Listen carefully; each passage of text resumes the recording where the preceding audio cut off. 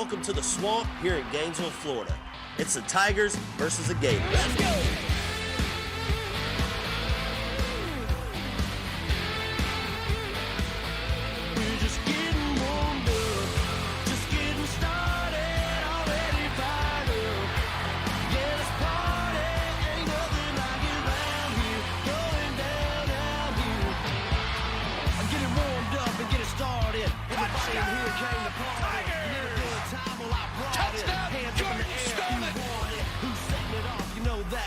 You already know we're getting warmed up. We're just getting warmed up. Got it, Derek Dillon. Unbelievable. We're just getting warmed up. Touchdown, Gators. We're just getting warmed up. The Home Depot SEC on CBS. The best game from the best conference. And with that, the Home Depot SEC on CBS brings us to Gainesville, Florida. Ben Hill Griffin Stadium, a matchup of East and West in the SEC. The number 22 Florida Gators against the 5th-ranked Tigers of LSU. Off to a 5-0 start. The Gators at 4-1.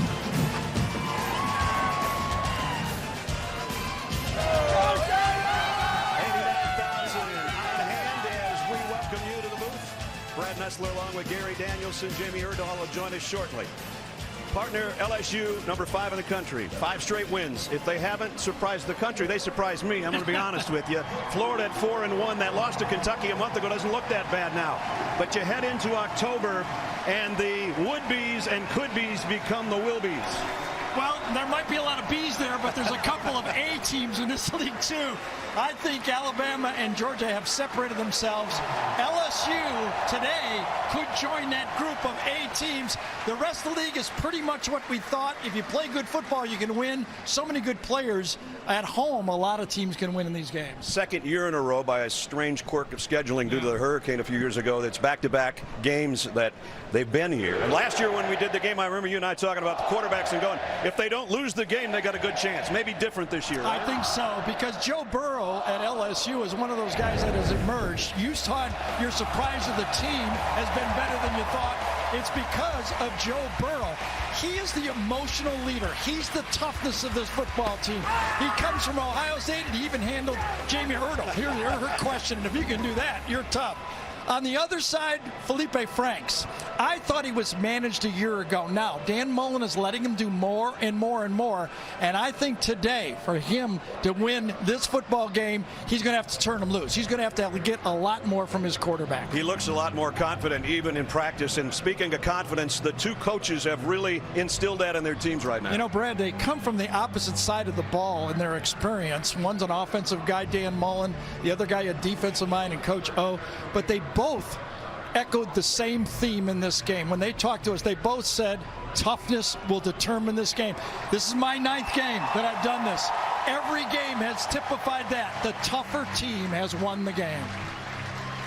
The 65th meeting between the Tigers and the Gators about to happen at the Swamp. We'll check in with Jamie and kick it off when we come back. The Home Depot SEC on CBS is sponsored by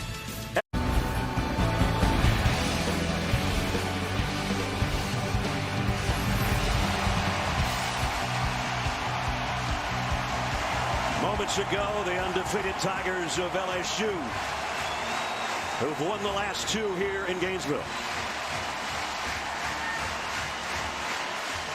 And the Florida Gators coming out on a winning streak now. Back-to-back SEC road wins for the first time in 6 years after their win last week.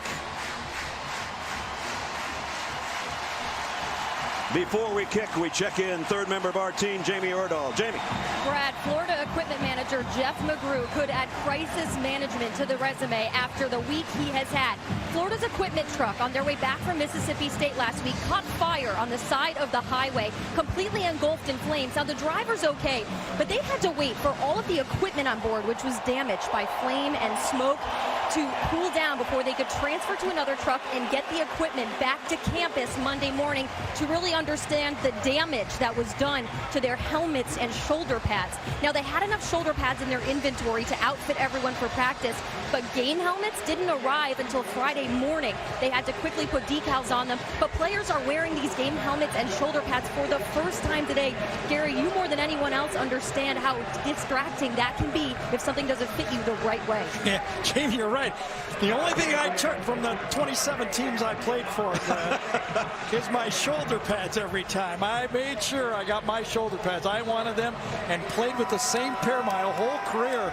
Be interesting to watch Feleipe handle new pads. I bet he's still adjusting. Yeah, adjusting all game. And guys, let me add that doing those decals and assessing that damage, the smoke that affected, it was a stench that doesn't leave you that they had to bring into that equipment room. But really the safety was compromised. If it wasn't fire damage, the smoke, they just weren't sure what was right, so they replaced everything. They'll be adjusting chin straps and helmets all day, I'm sure. They're sporting new cleats today. Those were all here. They weren't on the truck, so they're okay with footwear. Well, it is the swamp. It is October. We can't seem to do a game where it doesn't feel like triple digits, but that's the way it is here in Gainesville. Florida leads the all-time series. They're usually ranked, and each of the last four, as I mentioned, has been decided by a touchdown or less. Dan Mullen in his first year here after a very successful 9 years at Mississippi State, former offensive coordinator here. And Ed Orgeron in his third year, and he has quieted the critics big time in the first month and a half of the season. And they both have a big road win in their resume. You know, Florida knocking off Mississippi State, huge for Dan, and that Auburn win for LSU. That's really when this team started believing that they had the right guy in Joe Burrow. Florida won the toss, deferred. As you saw, LSU's return men drop back to the goal line. We'll see Evan McPherson, a freshman kicker, and Clyde Edwards-Helaire and Nick Brossette are back deep. And LSU will start at the 25-yard line. The Chick-fil-A starting lineup. And it all starts with number 9. Gary already talked about him. Coming off an unbelievable game against Ole Miss last week. There's his numbers. Hasn't been intercepted. That's key. The rest of the offensive line, they've shuffled their offensive line virtually every game. This is what they're going to have at least out there to start today. Nick Brossette has 6 rushing touchdowns and close to 500 yards on the ground to lead the ground attack. And usually the team that wins the ground game in this game wins the ball game as well. Justin Jefferson was the motion man, and it's Burrow off play action on first down and going deep for Jefferson. Got him! One play and a big one to Justin Jefferson. Well, he's become the go-to guy in this offense. He's had 3 games with 5 catches. And Justin Jefferson, who wasn't a big-time recruit, but great bloodlines, and they pick on the new corner. Remember, Marco Wilson, their starting corner at the beginning of the season, down with a knee injury against Kentucky, and they go right after the new player. 38-yard pickup, and immediately LSU in Gatorland at the 37. Quick handoff and a quick drop there. David Reese. Now it was Chauncey Gardner-Johnson, one of the captains of the defense, that made the stop. Part of the defense that looks like this. I guess I had David Reese on my mind. He's healthy. That was a big key. He didn't play against Kentucky, and that hurt him in that game. Quick snap by LSU, and it's out in the flat to Brossette down the sideline, and he's got a first down. Well, I'll tell you, you got to hand this one to the offensive coordinator, Steve Emsinger, on this one. This formation fooled Florida. They got outflanked instantly. You get around the corner, that's just easy. Because one of the things coming into this game was, could LSU get outside the fast Florida defense? Now the inside run and driving for 5 more to the 20 is Nick Brossette. Just how much more confident does LSU look on offense? I mean, we've done so many games the last couple of years where they were managing, let's not make mistakes, let's be careful. They're attacking it right now. You got it. Here's a stretch, and they cut back to the inside for Brossette, and he's got another first down. So in the red zone already. Last year we saw a lot of jet sweeps, a ton of them, and a lot of more motion. Yeah, like that's this. Not a big package for them this year, but they got to find different ways to get outside this Florida defense. That time Florida stiffened up as Donovan Steiner made the stop on Brossette. No gain. That was a Matt Canada offense that caught this Florida defense on its heels with that package of shifts, overloads, tackle over, and got a couple big plays to sneak away with the win and the missed extra point. That play 2 plays ago was not a first down. No. If I correct myself, and the last carry was at the 15, 1st and 10.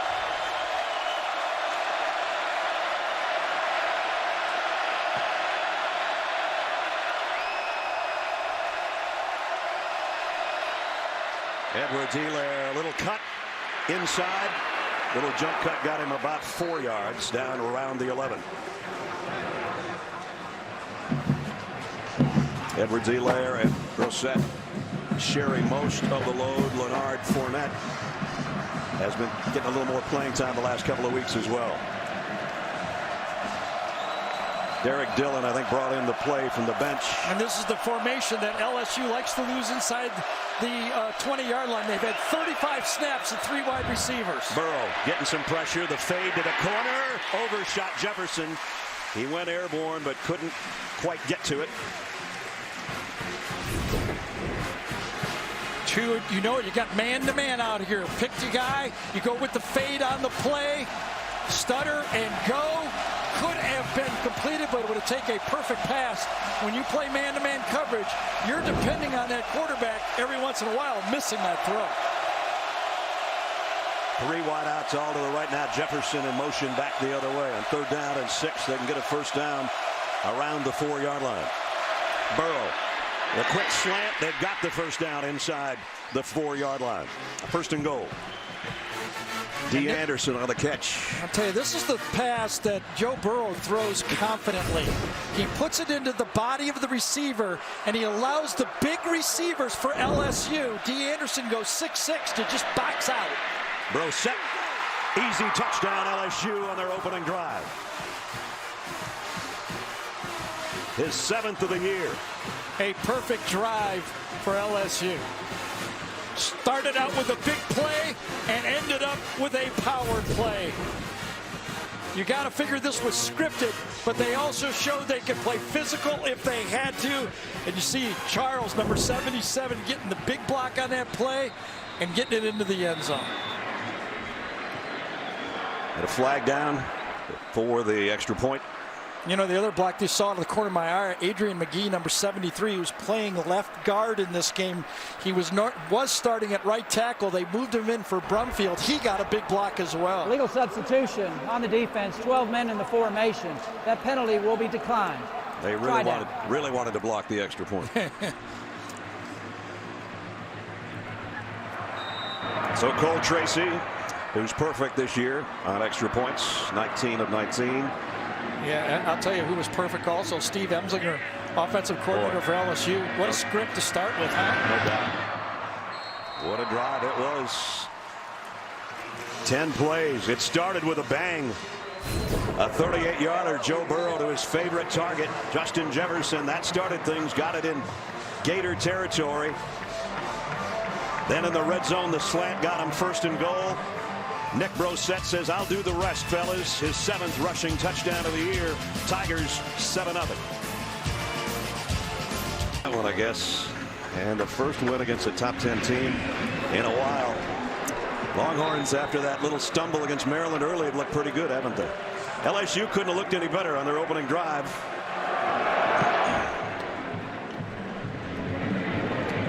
And Florida likewise will start at the 25. We take you back to the touchdown. Well, Brad told you that there's been 5 different offensive line changes for this team, but they might have found a good one here. Sadiq Charles and Adrian McGee. Watch the 2 guys on that left side clear the way and just walk in. Cushenberry, the center, also gets his man. Being able to run untouched in the end zone doesn't happen often enough. And, you know, I don't know if they've had a better start, but I remember when they had one just as good. Auburn, first possession, they scored to make it 7-0. You're right. Good point. So here's the first snap, empty backfield for Feleipe Franks. The Gators from their 25, and Feleipe comes up firing, and a slant, and caught out at the 30. Pickup of 5 to Van Jefferson as we check Chick-fil-A's starting lineups for you. And it all starts with number 13 and a much more confident Feleipe Franks. He already has 3 more touchdown passes as you look at his numbers than he had all of last year. And that first snap and catch got him a little over 5 yards. Second down and 5 on the ground. And this is Jordan Scarlett, and he's got a Gator first down. So 2 plays and 1 first down. The offense, the rest of the group that joins Feleipe and Jordan Scarlett. Van Jefferson, the guy that caught the first pass on the first snap, has been the leading receiver as far as touchdowns for the Gators with 3 so far this year. Gators from their own 37. Feleipe Franks getting pressure, going to go deep. And overshot everybody, and he took one right in the chest from Breeden Fehoko. Breeden Fehoko, one of those emerging players for LSU. On the nose tackle, Devin White, you'll see him everywhere, number 40. And here's what Fehoko did to Feleipe when he got rid of the football. He hurried to throw, and that's why he has no chance for a completion. 3 wideouts to the top of the screen for Franks on 2nd and 10, but they'll keep it on the ground. The Scarlett puts his foot in the turf and had a nice cut for about 4 yards and bring up third down. Excuse me, Brad, if you notice that formation, 3 receivers to the wide field and then run to it. Dan Mullen was very successful last year at Mississippi State against LSU, and Dave Aranda, the coordinator. It's a storyline going into this game. Both coaching staffs mentioned it to me that they got us last year running wide. We must defend the edge better, and Dan Mullen just tested it right there. 3rd down and 7. Gators a 36% team on 3rd down. Franks has time, lofts it, and he lofted it too far into the Tigers sideline. Yeah, that was bad on almost all areas. First of all, the receiver had a tough time finding it that time because it was dead into the sun on the play. Grimes looked back, but it really would not have mattered on the play because the ball wasn't even in the field of play. If you keep it in the field of play, that's a completion, not a good throw from Franks. So Florida forced to punt. Tommy Townsend in to kick. A wobbler, fair caught at around the 22 or 23 yard line by Jonathan Giles. So 5 minutes in, the Tigers 7 points up. Just on that Oakland-Cleveland game, that's still being filed, by the way. My team got jabbed. I agree with you. Now the opening possession was picture perfect for LSU. Let's see what they do the second time around. Florida believes that if they get LSU into passing situations and they can tee off, their defensive ends can dominate the game. The question is, can they get them into that position? That would be Polite and Jefferson and Zuniga, that group. 3 receivers to the near side for Joe Burrow. Quick throw out complete to Giles, and he's going down for a loss of 1. Nice play by Gardner Johnson. Second nice play by Chauncey so far this quarter. And you know, look what he did before the snap that made it happen. He moved the safety over to him to allow him to go. The blitz is going to come off the slot, and he moving that safety over helped the play. Nice throw and catch to the outside of the first down. Stephon Sullivan, and a pickup of 11.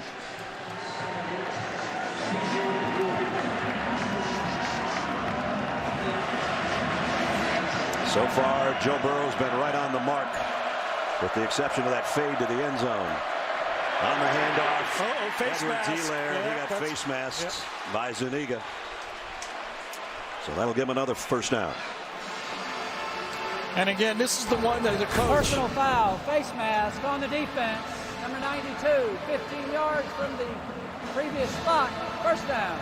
Sometimes as a coach, you look at the stat sheet and go, well, we had too many penalties, but that's one you just got to live with. It's like having an aggressive passing quarterback. Eventually, he's going to throw one to the other guys. Right. And if you got an aggressive defensive line, they're reaching out, they're going to get a handful every once in a while. As you go in the LSU huddle, and as they break it, they're right at the 50-yard line.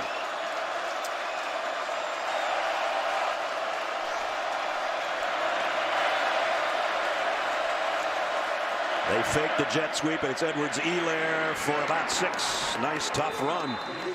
He took Kyrie Campbell with him for the last couple of those yards. Again, a beautiful game plan evolving by LSU. Remember, we showed you the success of the jet sweep. Florida saw the films, just like I watched them. They all were stepping wide that time, and they run the ball right up the gut. Got 6 out of it.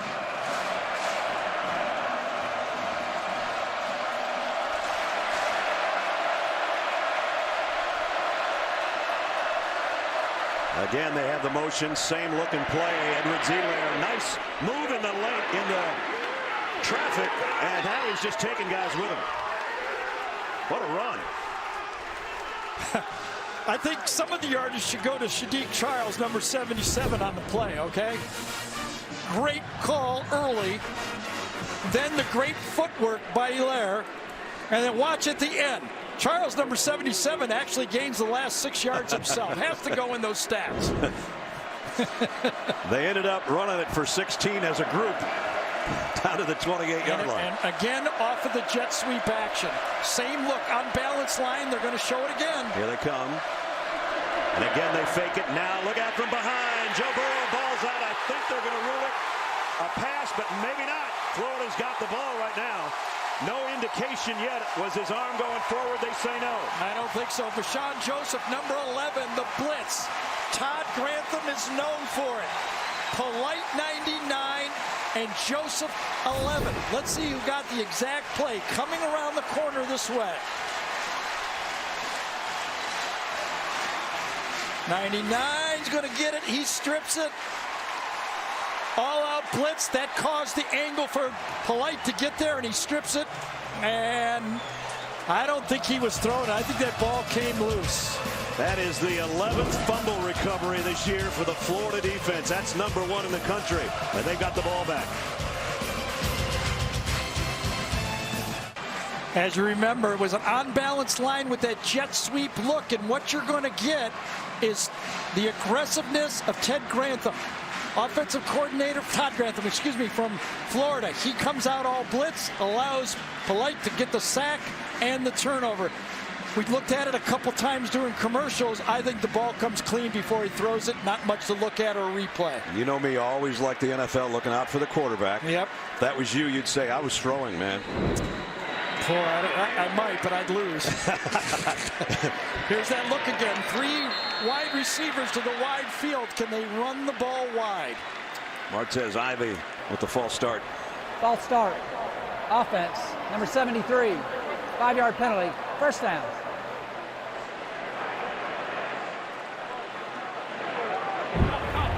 Florida talked about the forced fumbles and fumble recoveries. 9 forced and 11 fumble recoveries. A couple of those their own.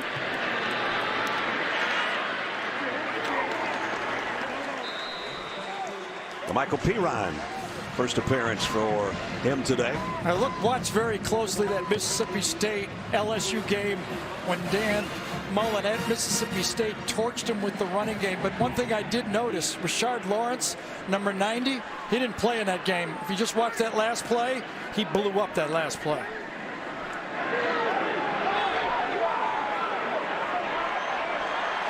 Second down at 14 as we approach 7 minutes in the first quarter. Play fake. Feleipe scanning the field, throws incomplete, intended for Tyree Cleveland. Broken up by Christian Fulton. Well, the crowd thought that Fulton got there a little early. 2 things to notice. Plenty of time for Franks to pick out his 3rd receiver. And does Fulton get there early? It wasn't a very good throw. No. Was it tipped? Was it? No, Yes, it was. It wasn't a very good throw. Yes. And by the way, once it's tipped, it cannot be pass interference. You can't. Doesn't matter if you get there early or not. Another 3rd and long. Not what Florida was looking for here. After the turnover. Maybe a blitz coming off the corner. They're going to bring it. Franks is in trouble. Got out of it. Long way to go to run for it. And, oh, what a hit. He's within a foot, I think. What did we talk about? That toughness was going to determine this football game. When you're struggling moving the ball, it's 3rd and long. You just missed a pass. You got to go for it. And he did. Now, does Florida go for it? Devin White with the collision with Feleipe Franks. Along with Travis Moore. And it's 4th and 1, and the offense is still out there. Be careful of number 40, White. He loves to backdoor these short yardage plays. If they even run it. They're 75% on their 4th down conversions. On and the offense, now they'll punt it. Number 13, 5-yard penalty, 4th down. So they had a quick look at the line of scrimmage, and now they'll bring out Tommy Townsend again. It would be too early in this football game to take that type of a game. Yeah. Great play by Feleipe Franks, though. His team will notice that.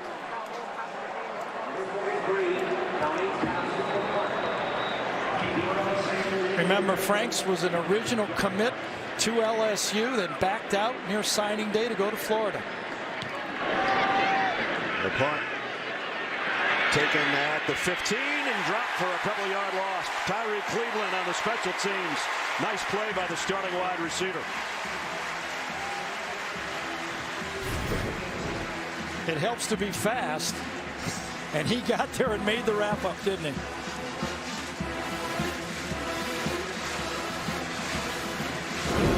Monday on CBS, can Hawaii's best private investigators solve the mystery of the woman with 2 faces? They found a 300-pound tuna last week on the show. I'm sure they can find here. New Magnum PI Monday, 9/8 Central, only CBS. We're starting field position for LSU, but this is their 3rd possession at the 13-yard line. Nick Brossette. He's going to get dumped for a couple-yard loss. Nice force by Rashawn Joseph. If you talk to all the coaches in the league, the first thing they talk about is Florida's speed on defense, that they run down these sideline plays. Really hard for those 300-pound linemen to get on those linebackers. They call it a loss of 1, a 2nd and 11 as Burrow comes up firing complete. Going to be short of the 1st down on the throw to Terrence Marshall, the big freshman. Here's how a quarterback makes the offense look good and makes it work. Watch how early Burrow throws the ball before the receiver even turns around. What a play defensively by Jabari Zuniga.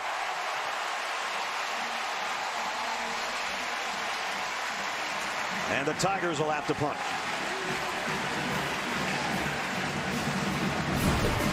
Zuniga, polite, making those plays inside. There he is, the right defensive end for Florida on the left side of the LSU line, and he gets into the backfield and makes the play. So Zach Von Rosenberg will come in to punt as you look behind Freddie Swain. Great decision by Dan Mullen, not going for it. He's going to get the ball in the same spot. Swain's an excellent punt returner if he can get his hands on one from the 45. Not going to get away. Nice job on the special teams that time as well by Todd Harris, holding on for dear life.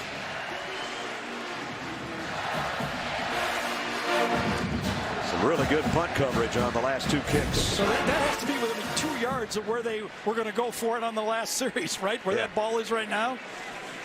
So you play good defense, you get the ball right back in the same situation, 1st and 10. If you want your sports news and highlights straight without the noise, stream CBS Sports HQ, the all-new 24/7 sports news network, available on your phone, computer, and connected TV devices. CBS Sports HQ, sports for true fans. First charge we got a timeout, timeout taken LSU. by LSU. Yeah, LSU did not have enough players on the field, or they substituted wrongly and might have had 12. It looked like they had 10 and they took an early timeout. Andre Anthony was running on the field late. First 11 minutes, as you saw that graphic, has been all LSU offensively. But Feleipe Franks has got it back with 4:13 remaining in the quarter as we check in with Jamie. Guys, trash talking happens at all levels, and you know where it exists? On Twitter. Two former coaches for these programs had a little back and forth. First, Les Miles puts it out there. Hey, Steve Spurrier, how much do you want to bet our Gators? Your Gators are going down this weekend. Hashtag game on. Well, Steve Spurrier had a little wager to put on it. He said, shoot, we're going to win on Saturday. If we don't, I'll eat some of that grass of yours up there, and if not, you can wear my visor. Gary, what do you think?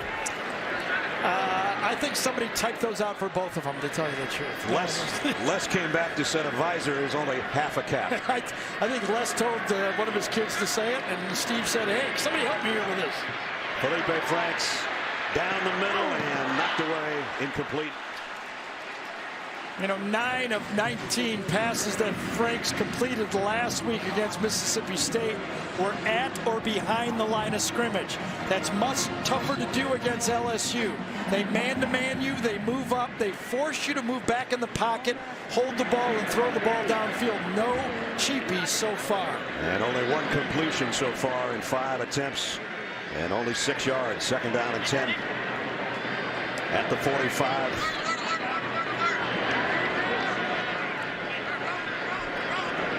Jordan Scarlett in the backfield with Feleipe Franks. They fake it to him. Felipe's going to take off on his own, trying to get to the edge, and he's not going to get very far. Ray Thornton, after about a 3-yard pickup, took him out of bounds right in front of his coach. And it's third down and long again.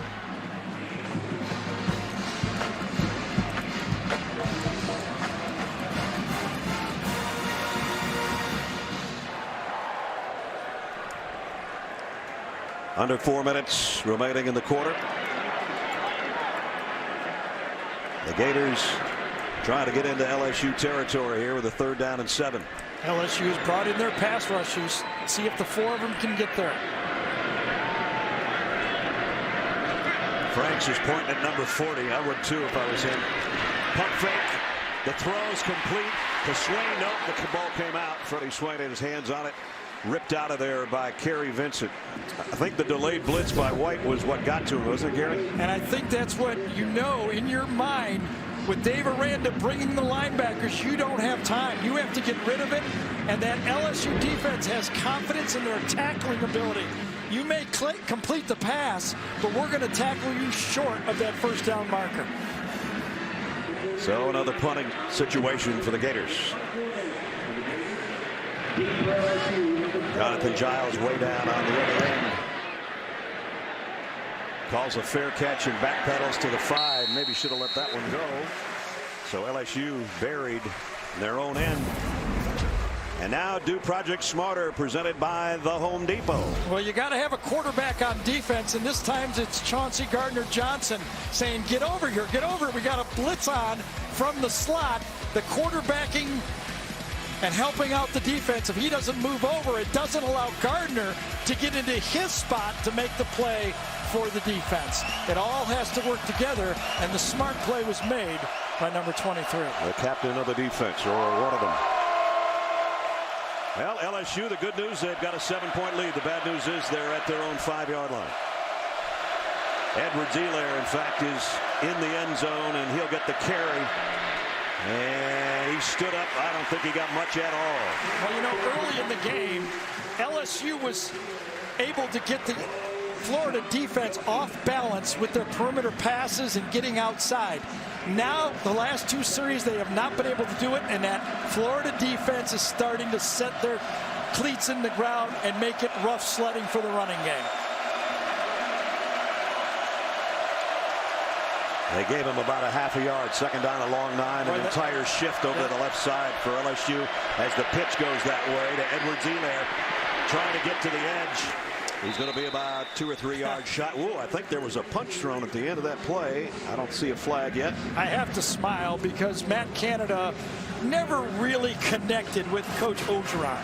Okay, but on that play right there, Steve Emsinger stole that offense. The shift and the run wide, and as Brad says, oh yeah, a late punch.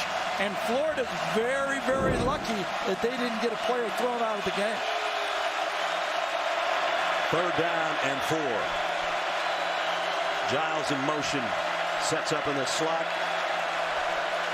Burrow, backside pressure, down he goes again. Rashawn Joseph with a big sack.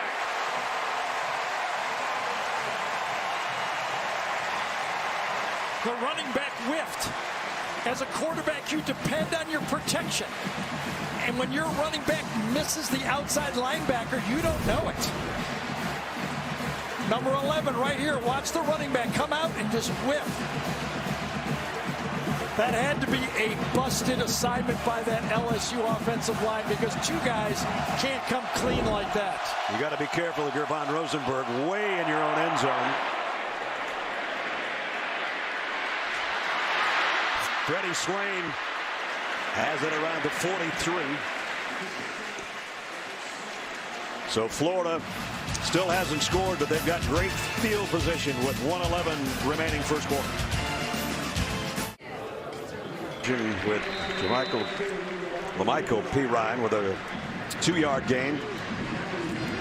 Let me try to clarify this last sack again. I think second look, like Joe Burrow should have kept coming because you can see the LSU line slide and the running back can only take one of the 2.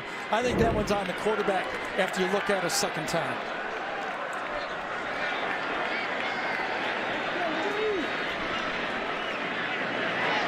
Perine stays as the single setback.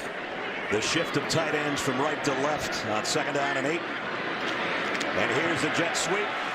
So there is Tony. Tony got a first down. They use him in a lot of different positions. And he's got a first down for the Gators as the first quarter is starting to wind down to a close. Well, Dan Mullen should be able to figure out a way to get the ball to Kadarius Toney. Now, he's not Percy Harvin, but he's the type of player you got to figure out ways to get the ball in his hands. He's averaging over 11 yards every time he touches it. First down at the 32. Perine, nice hope. Off the right side, got a decent gain, but the quarter is going to close, and LSU hasn't allowed a first quarter touchdown now in 10 consecutive games dating back to last year. They get out of the quarter without Florida scoring. The end of one. LSU took the opening march all the way down to score. Our only score of the first 15 minutes, 7-0 Tigers. We'll return to Gainesville after this message and a word from your local station.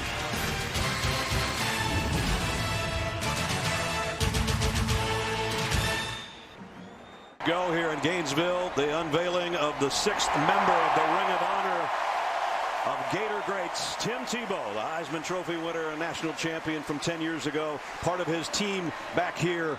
And Tim speaking to the crowd during the timeout. We had a chance to spend some time with Tim at practice the other day, and then in the lobby of the hotel last night when he came downstairs, it immediately becomes a parade. But what a great player, great guy. You did a lot of his games, so did I. Yeah.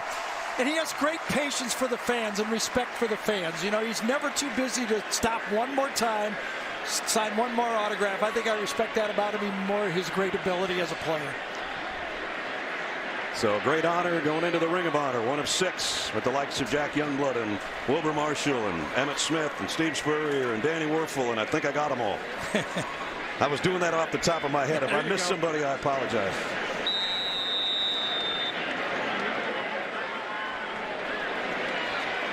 So to start the second quarter, 2nd down and 5. Feleipe Franks throws the out complete. Nice pitch and catch to Morrill Stevens, who caught the winning touchdown pass last week in the victory over Mississippi State. Grant Delpit was not on the field for that play. His helmet popped off on the play at the end of the quarter, so he wasn't out there. He's out there now, but their great safety, number 9, was not out there. So Florida in the red zone. 19 out of 20 scoring down there this year. Here's a nice tough run on the inside by LaMichael Perine again. Got it just outside the 15. You know, I'm going to give some credit to Franks on this. That long run on 3rd down. Remember, the theme of the week has been all week by both coaches. Toughness. Who's tough? Physically, right. And I think that really electrified that defense for Florida. The Florida defense now the last 3 possessions is forced fumble, 3 and out, 3 and out, and now the offense is going for Florida. Just one pass in this drive, but it was good for a 1st down. 2nd and 6. Just outside the 15.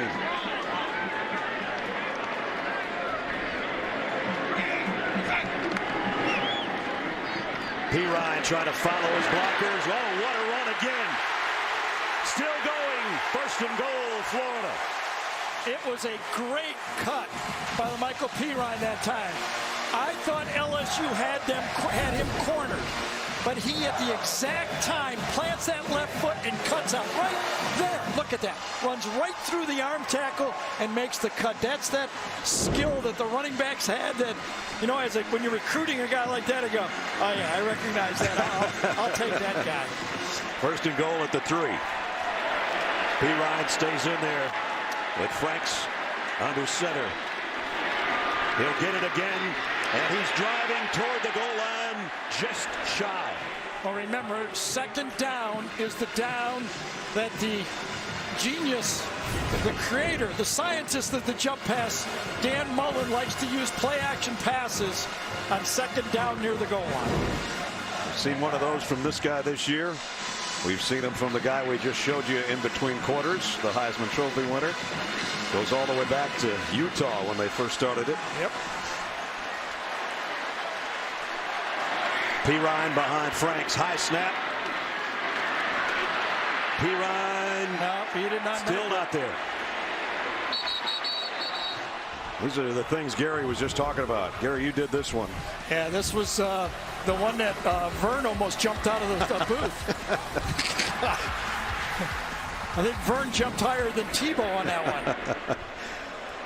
Tim with some of his teammates down there. We have a man down as well. It's the second, Lawrence, I think. Second play in a row that Lawrence has been stunned. The news department later. Right now it's 3rd and goal just inside the 1-yard line. Remember, for Florida. Frank, 6'6". He needs 6 inches. Easy walk in. LaMichael Perine touchdown. Well, he got him there. He deserved it. First 3rd down converted by the Gators, and they're a point away from tying it up. I'll tell you, Morrell Stevens, number 82, and the fullback that time get big blocks on the play. Watch Stevens. He seals the edge, and then he goes to the 2nd level. Seal it, go to the 2nd level, kick out block, and you crease right through it. R.J. Raymond gets a good block on it. 2 players at the point of attack do their job. McPherson's point after is up and good. You know, after that first drive, nobody thought it was going to be easy. We've watched too many of these. A 43-yard drive after the punt from deep in their own territory. Perine with a strong run here that got him down close. And then for the first time this year, he scores on a 1-yard run. 7-7 here at the Swamp. Doing the chop. So are the guys that aren't playing on the sideline. Well, some of them are playing. They just went 43 yards in 9 plays to tie the game up at 7 apiece. This is my 9th game, and they all seem to have their own life, but I know this. There's only been a couple blowouts. These things usually go right down to the end. Now, the last 4 have been decided by a touchdown or less. LSU, after that opening drive, has been stymied pretty well by the Florida defense. 75-yard march the first time they had it. Our aerial coverage is sponsored by State Farm, here to help life go right. Brad Nessler, Gary Danielson, Jamie Erdahl, and our CBS crew at the Swamp in Gainesville. And we've got you covered from every angle, including inside Cole Blothen's tuba. That's tuba cam. And then he's going a little crossways. He's got to get that thing out of the way so the fans can see.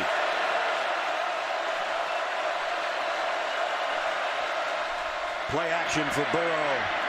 far sideline. Easy pitch and catch. Stephon Sullivan. And a first down.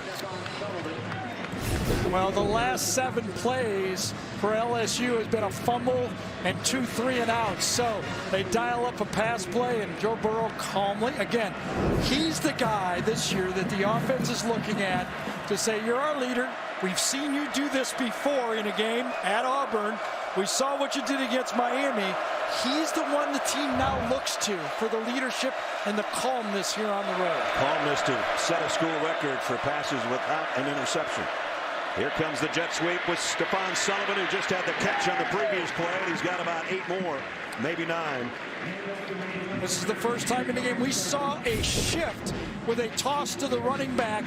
A little bit of Matt Canada's offense, the offensive coordinator from a year ago. When I talked to Steve Emsinger about it, I go, will you steal any of Matt's stuff? And he goes, a little. It worked. You steal wherever you can get it from. Absolutely. Tell you what, that was well blocked. Had it not been played well by C.J. Henderson, he might still be running.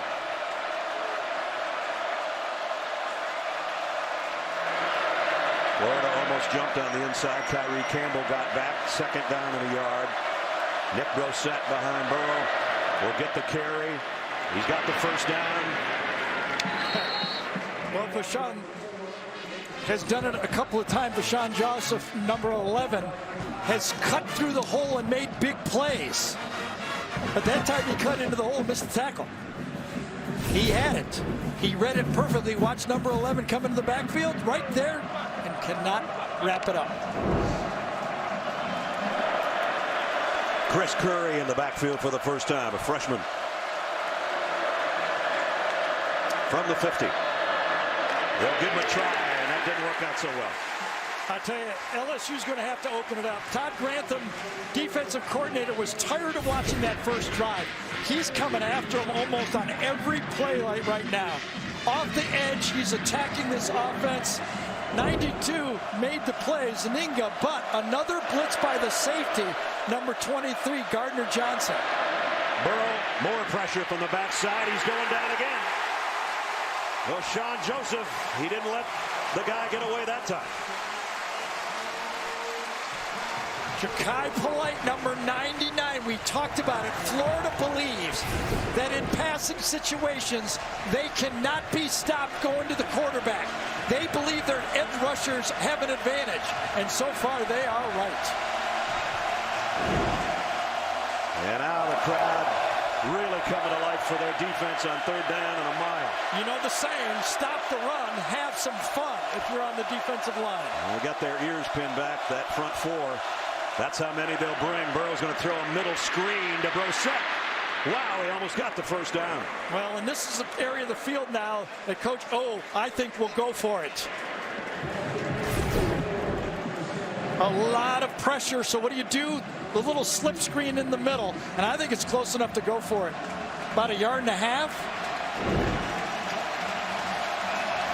4th down. Joe Burrow looks to the sideline. They're 2 out of 3 on the season on 4th down. They're going to take a timeout and think about it. That's a good idea with 9 minutes and 10 seconds remaining in an important possession. That's how much time we've got left in the half. Tied at 7 in Gainesville. Love me. You and I agree occasionally. I thought he was closer to the first down than what they gave him. I don't know if there's enough to move it up a half yard, but when I said they'd go for it, I thought it was going to be 4th and 1. This is almost 4th and 2.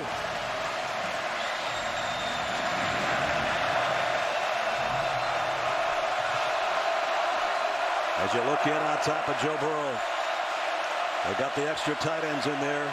Brossette behind him. Burrow trying to draw him offside so far. Nobody flinched. And still Florida's Gators hold their tails. Now he runs back in. He's still got time. Maybe wants to take a snap. Nope. 0 for 3. You know what? He's good at holding the audience, though, I'll tell you that. Offense, number 9, 5-yard penalty, 4th down. You know, first instinct, I think, was it was going to be a yard. And then when you really saw where the ball was placed, I think Coach O said, no, thanks. Not going to do it. So Josh Groden's going to punt. Freddie Swain is back. Florida came into the game ranked 11th in the country in punt returns at about 20 a return, and most of those were Freddie, including an 85-yarder for a touchdown. But they're going to keep it out of his hands as best they can. They'll down it inside the 10 around the 9. Well, remember when Florida did it, they punted down there and they got a 3 and out. Let's see if the LSU defense can do the same. Hard-hitting action from Florida, where we're tied in Gainesville. SEC East standings to Kentucky and Georgia, both undefeated. Kentucky at A&M tonight. Georgia and Vandy get together. And with that, let's test your knowledge with today's Aflac trivia question, because I mentioned Kentucky. And Benny Snell scored his 40th rushing touchdown last week in his 31st game. Who set the record, the SEC record, by doing it in just 27 games? Chew on that one for a while, folks. 9 minutes remaining in the half.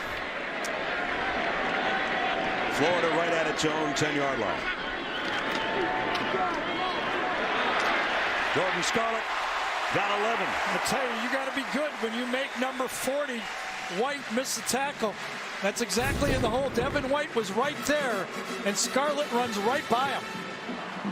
Right there, missed tackle by Devin White. Jordan Scarlett was suspended the entire year last season. Was welcomed back by Dan Mullen, who he says gave me a second chance, and I realized how much I miss football, and he's been a model citizen since. Got 11 yards on that carry. Give it to him again. And he pushes the pile, almost a face mask. He got a yard that time. Devin White, as always, seems to get up off the bottom of the pile or near the pile. Man, what a player. He had 13 tackles in this game a year ago, including a sack. Came in as a number 2 tackler in the conference. And he also finished off the game by knocking down the last pass of the game to save it. That's right. I've seen some draft projections having him going 3rd in the draft. First linebacker taken. Feleipe Franks in trouble, steps up. He's going to take off and get what he can. The slide's just a yard premature of the first down marker, but Micah Baskerville was waiting for him right there. So the question was, would Dan Mullen trust his quarterback? I think he's going to have to. They're taking away the short throws. They're going to have to drop back occasionally and try to throw the ball downfield. Not giving them that Mississippi State defense where you got the chippies to the outside. It's a full yard for sure on 3rd down. Franks again put his head down and didn't get there. Yeah, that's where they need a Tebow. Yeah, but he's not in pads. He's not. And a little slow to get up. Get head on that time. Both linebackers get in on the play. Baskerville again. White was on the other side. Yep. So it's 4th down. See, and Dan Mullen used to have it when he was here. He had Tim Tebow. And then Nick Fitzgerald. And Nick Fitzgerald. I mean, so that's part of his offense, and he's not used to going away for that quarterback run. Didn't mean to slight Dak Prescott in that conversation. Oh yeah, I forgot about him so fast. Oh, did he touch the ball? He got on it anyway. He did. And it was Cleveland again down there to kind of cause the commotion that forced almost a miscue. Tyree Cleveland's had a better impact on the game as the punt coverage guy and a gunner than he has as a receiver today. Daryl. All right, Zuck, thanks. 7-7 here with 6.5 remaining. Defense for the Gators has kind of dug their claws in, Gary. They sure did. They did it by being aggressive. That's the MO of this defense. Chauncey Gardner-Johnson coming from the secondary to get the tackle for loss. Rashawn Joseph, number 11 from the backside. Good blitz. Gets it from behind. That is the MO of defensive coordinator Todd Grantham there. We've seen him in Georgia. We saw him at Louisville. We saw him last year at Mississippi State. There's never a situation where he doesn't look at that blitz page and say, yeah, I think I got a blitz dialed up right here. First down for the Tigers from their own 22. Straight handoff and another good run by Edwards-Helaire got a first down.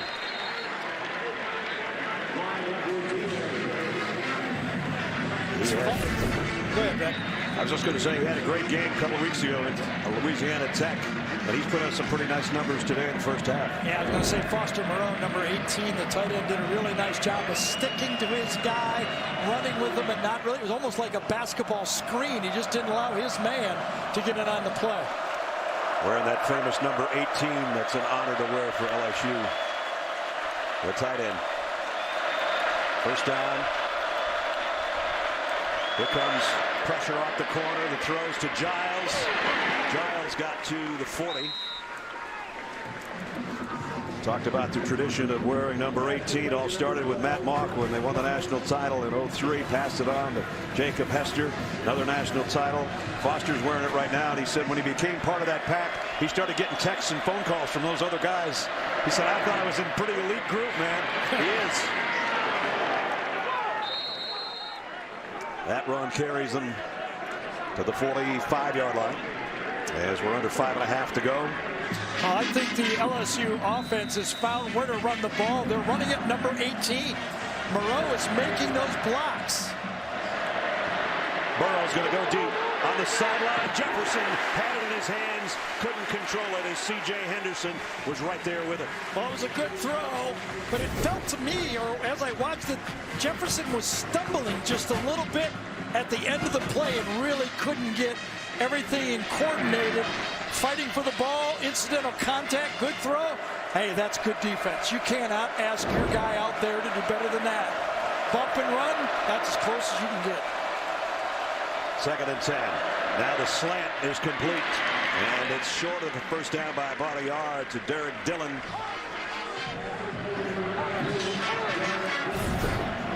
Put it on the body. Big receivers throw it right at him, put it on their body, and they'll catch it. And then on 3rd and 1, your quarterback takes off running, as he did a week ago for 96 yards and a touchdown. This time on 3rd and short, he rips off a big one. You know, you blitz, sometimes you're right and sometimes you're wrong. That time they were playing the running back, and a perfect keep by the quarterback probably was a read play. He pulled it and got a big play. The Burrow offense, throwing the ball and running the ball, has become a big weapon. You see it, very aggressive. You use their aggressiveness against them. Guy that made the tackle is the guy that's down. We'll check on Chauncey Gardner-Johnson when we come back. That's a junior, Chauncey Gardner-Johnson, going off, limping off after making that last tackle, but not before Burrow had 21 yards on the run down to the 24. LSU trying to pick up points here before halftime. Quick and throw out to Giles. He's drilled immediately by Trey Dean. Let's take you back to the injury. I think it's when he planted his left leg on the tackle. Right there is when it happened. Kind of hyperextended it.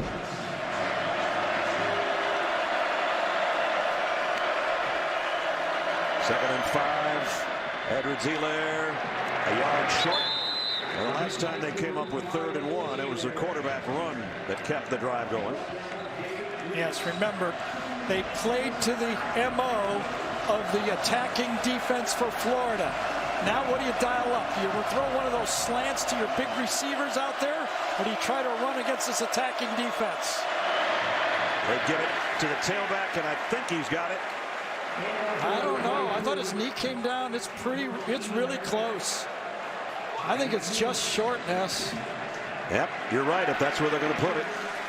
It was an all-out blitz. Watch them all come from the secondary.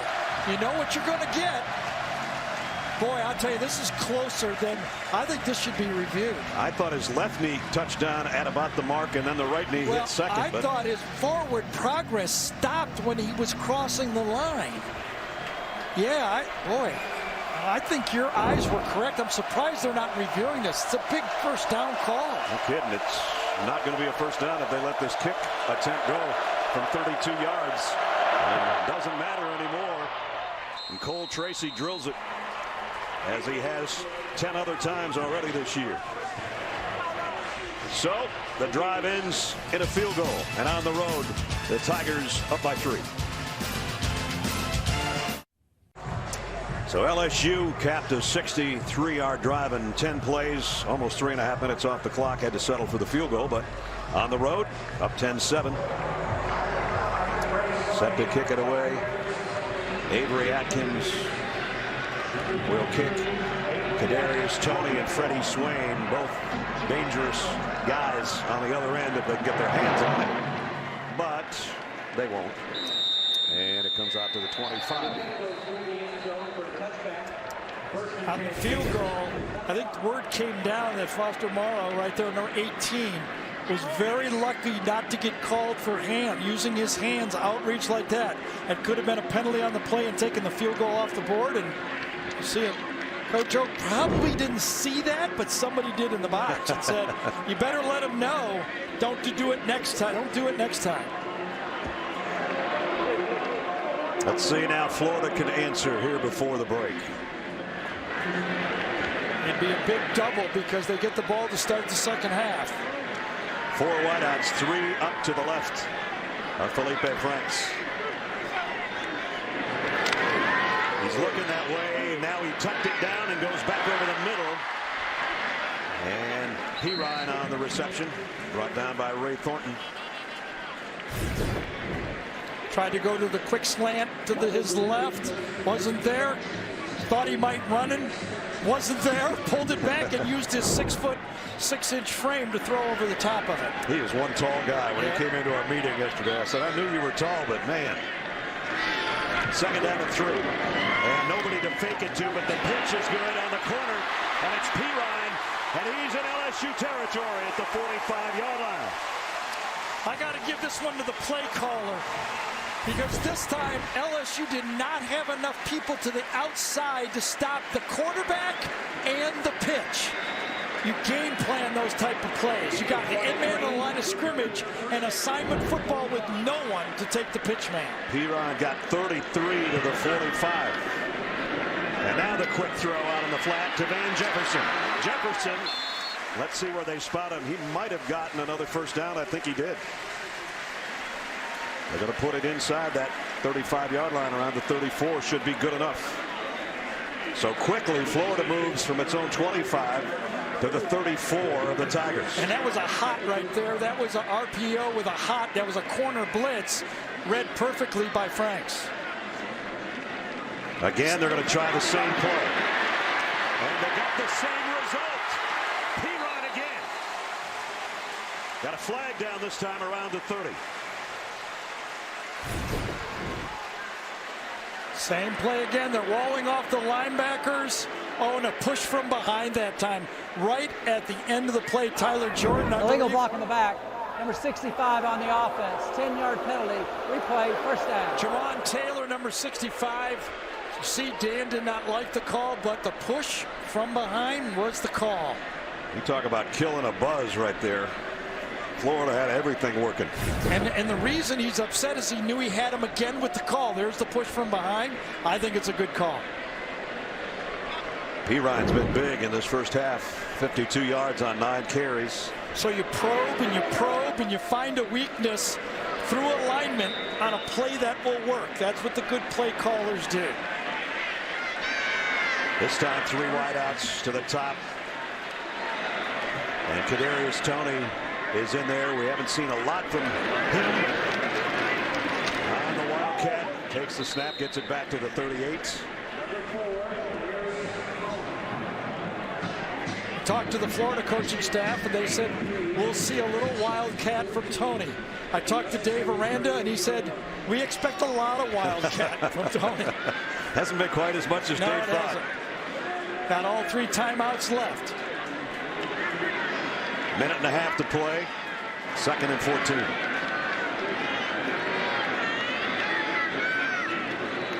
Franks on play action, steps up, going deep to the corner, got his man. Is he in? Touchdown.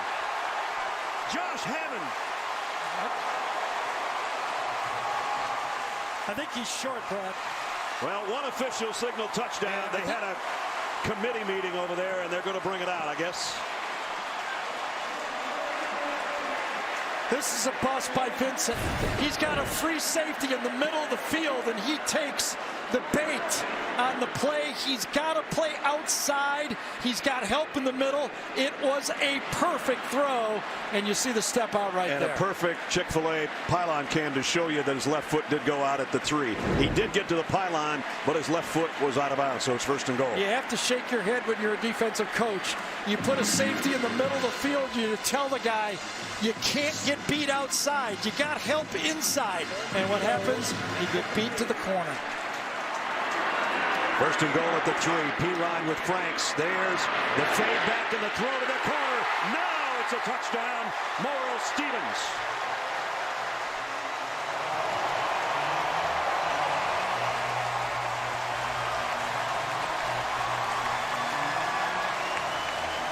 Great series by Franks. Remember when the slant wasn't there and he came back to the outside? He read the option play perfectly and executed that. Then he hits the big pass down to the left sideline. What a series for the quarterback.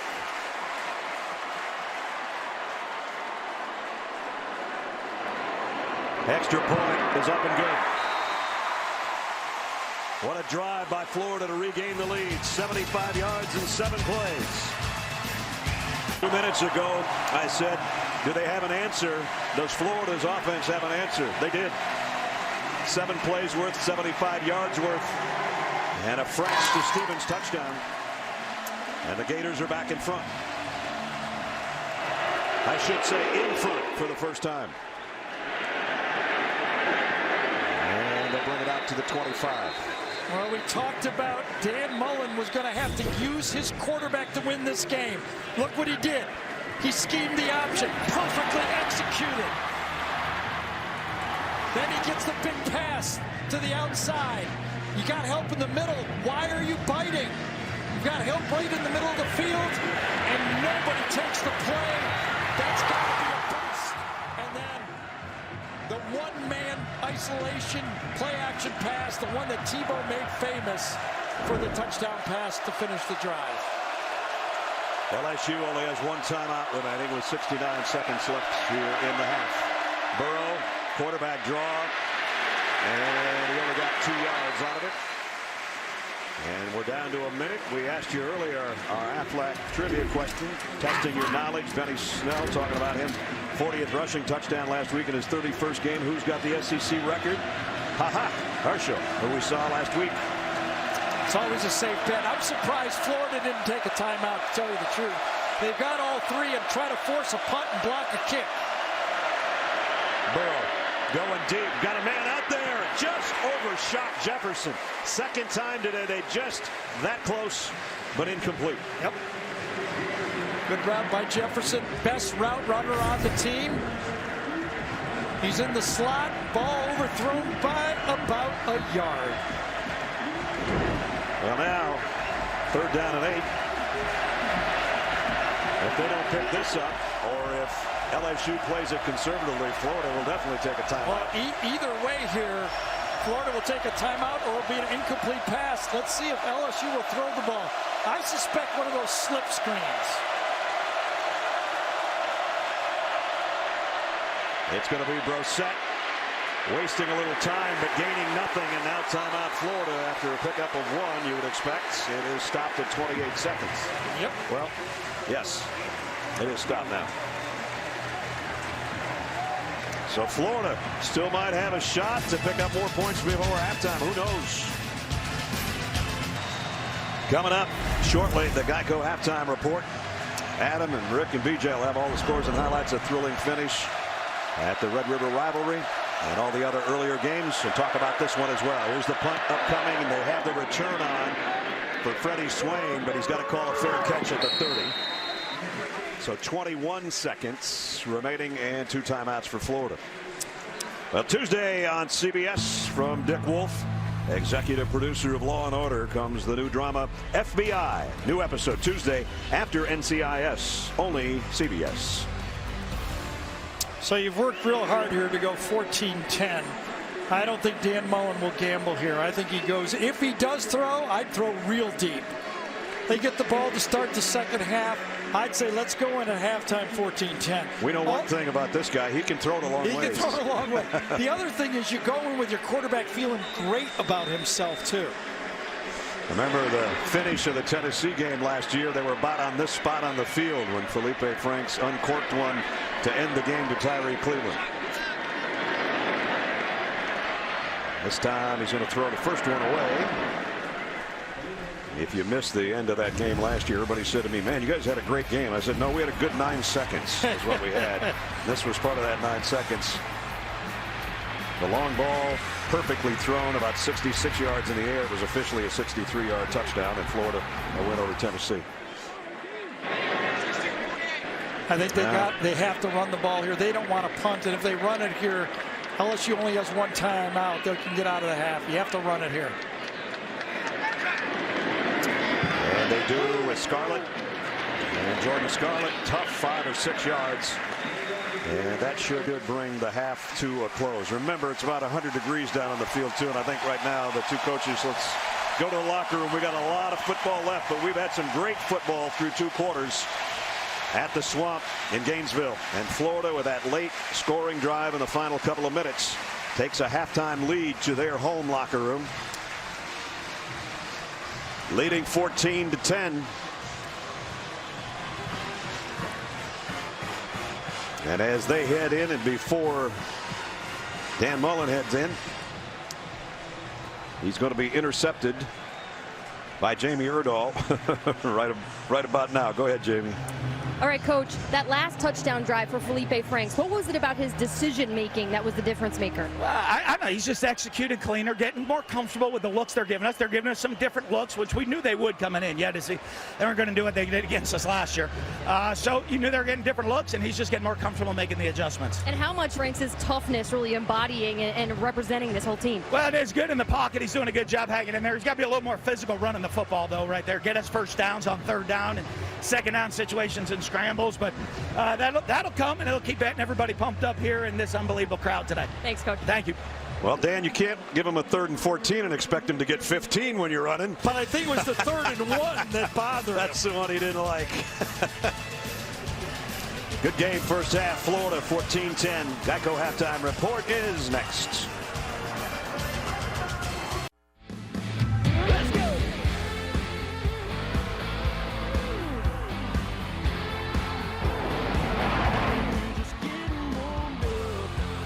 Into the end zone. Touchdown, Tigers. Touchdown, Perine.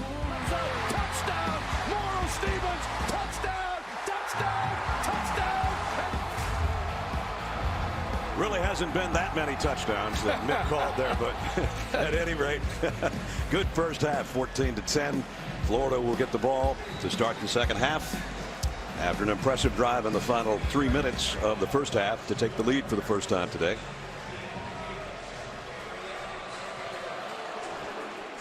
And as is often the case, no return on the kickoff. As we bring you back in the booth, Brad and Gary, Jamie's down on the field. 2 teams that pride themselves on not turning the ball over. We had a strip sack fumble, otherwise clean game, and both teams, you said it was going to be physical. You got to earn every yard. And look at what did Dan Mullen tell Jamie right at the half? I want those short yardage runs. He knows the toughest and what it means. I think Franks, though, Feleipe Franks, you got to give it to Dan Mullen. He found an edge. He found an option play, and then he took advantage of that to get that big last drive. That's all you need as a play caller. Give me something to hang my hat on, and then I can distort the defense. Here's Feleipe off play action on 1st down. Going long. Man out there, and he got him. On the run, a flag is down, but Josh Hammond has it all the way down to the 26-yard line on the first play of the 3rd quarter. Yeah, I'm thinking we're going to call this one back, though. I think it was holding before this thing was thrown. I'm not sure, but came out of the background. See a perfect pass. You had it exactly on target. Would be a 49-yard play. There's the flag flying in. And the all-important call coming up. Matt Leffler, our referee. I think Tyler Jordan, number 64. There were 2 fouls against the play against LSU. Pass interference, number 25. That penalty is canceled. Personal foul, hands to the face, 45. That penalty being forced 15 yards from the end of the run. First down. First down.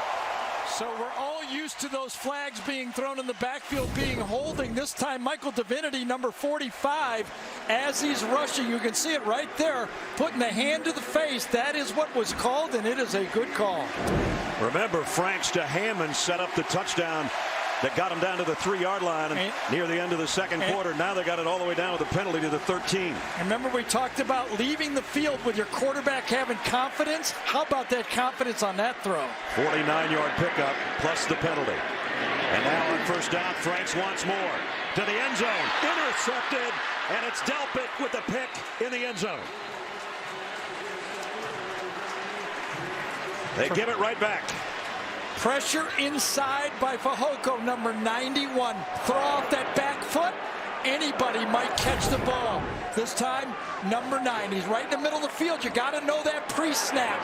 Tough to go down the middle of the field when you got number 9 sitting in the middle of it. But the pressure up the middle was the way that forced Franks to throw that ball before he wanted to. Give half of that to number 91, Fehoko. I guess Morrow Stevens was the intended receiver, but with the hit, the ball went so high, it just drifted right to Delpit for his 3rd interception of the year. Gives it back to LSU. On a first down call, too. Burrow, the screen to Jefferson.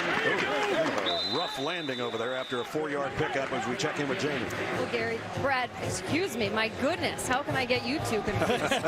Brad, when I talked to Coach O coming out of the locker room, really the only question I had for him was, you've seen them for one half now, how do you beat them? He said we have to eliminate turnovers. I'm sure he meant create turnovers as well. Defensively, he wants to stop the short yardage run, and what you're seeing right here, they also want to protect Joe Burrow so he can get out of the pocket. Well, we almost should have had a flag there. I thought the hands to the face. Maybe we did get one. Trey Dean looked like he tried to rip Jefferson's helmet off. You know, it's funny sometimes as a play call. Personal foul. Hands to the face. Defense, number 23, 15-yard penalty. First down. You know, sometimes on a play caller, you can feel you're on a roll, okay? Half ends well. You hit him for a big play. You get a penalty. The crowd's going crazy. You say, I'm going to go for the kill. Get a little greedy? Yeah, get a little greedy.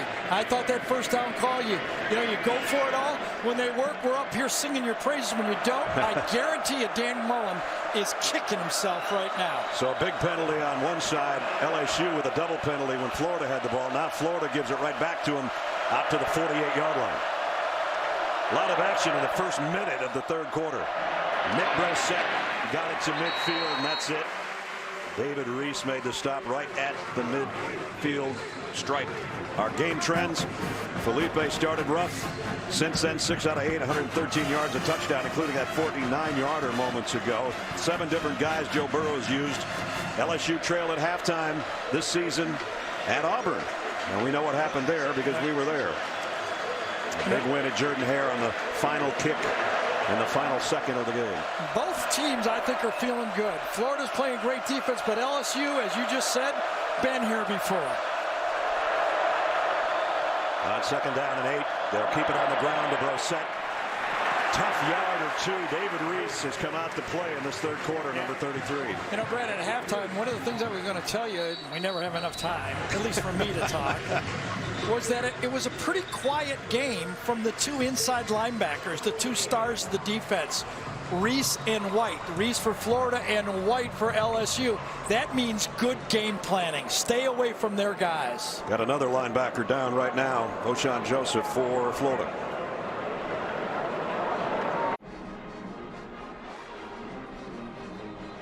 Want to stay up to date? Hey Siri, show me college football scores. O'Shawn Joseph shaken up on that last tackle. He's over here, number 11, right there, right side of the screen. I think his helmet kind of dings. I don't know if his shoulder got smashed or whatever, a stinger right there. But important, remember, he was been a very effective blitzer on third down. And now we got a 3rd and 6.